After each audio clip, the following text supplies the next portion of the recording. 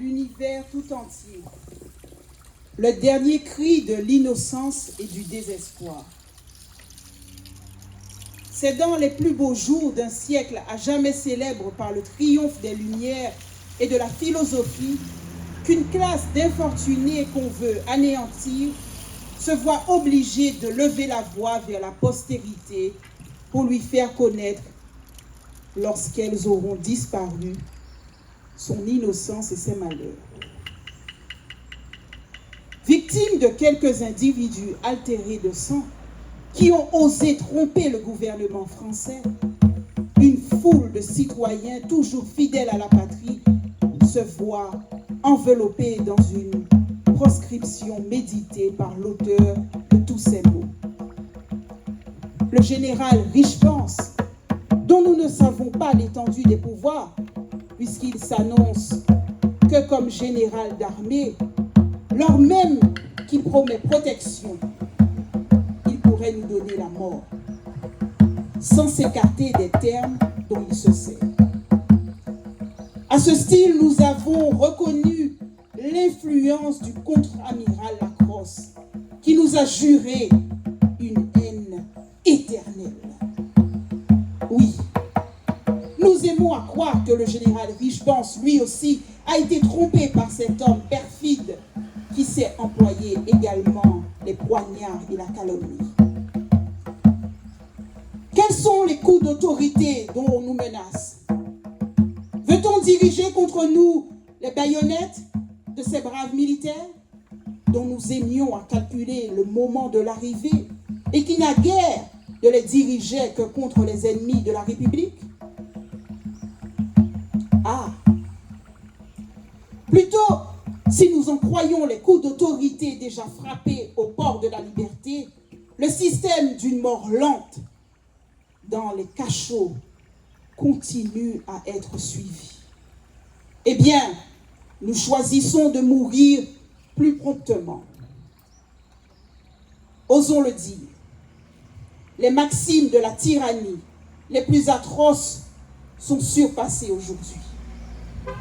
Nos anciens tyrans permettaient malheureusement, trop puissants par leurs éloignements de l'autorité dont ils émanent, qu'ils ne veulent voir d'hommes noirs ou tirant leur origine de cette couleur que dans les fers de l'esclavage.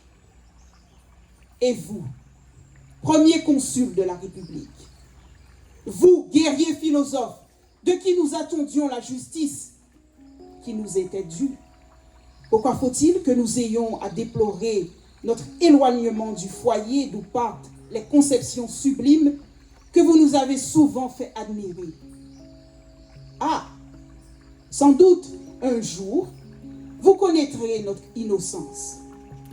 Mais il ne sera plus temps et des pervers auront déjà profité des calomnies qu'ils ont prodiguées contre nous pour consommer notre ruine. Citoyens de la Guadeloupe, vous dont la différence de l'épiderme est un titre suffisant pour ne point craindre les vengeances dont on nous menace, à moins qu'on veuille vous faire croire, vous faire le crime de n'avoir pas dirigé vos armes contre nous. Vous avez entendu les motifs qui ont excité notre indignation. La résistance à l'oppression est un droit naturel. La divinité même ne peut être offensée que nous défendions notre cause.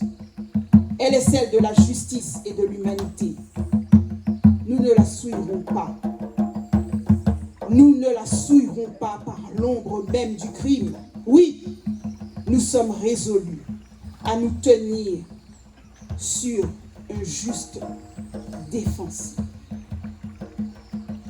Mais nous ne deviendrons jamais les agresseurs. Pour vous, restez dans vos foyers. Ne craignez rien de notre part. Nous vous jurons solennellement de respecter vos femmes, vos enfants, votre prospérité et d'employer tous nos moyens à les faire respecter par tous. Et toi, postérité, accorde une larme à nos malheurs et nous mourrons satisfaits. Le commandement de la Basse-Terre, Louis Delgrès.